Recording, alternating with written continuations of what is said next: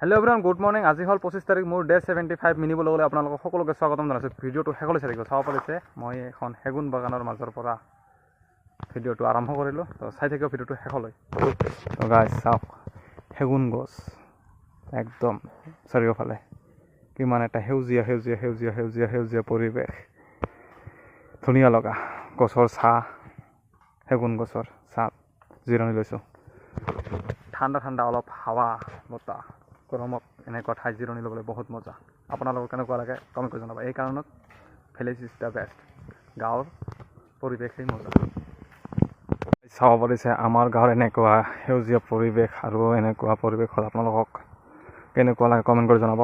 এনেকুৱা মানে বহুত যিদিনাখন ৰ'দ গৰম দিয়ে সেইদিনাখন এনেকুৱা ঠাইত পূৰা থাকি মজা, ঠাণ্ডা ঠাণ্ডা পৰিৱেশ। আৰু গাইজ ভিডিঅ'টো যদি চাই ভাল লাগিছে, like comment share and subscribe কৰি দিবলৈ নাপাহৰিব। Till then Tata, bye bye.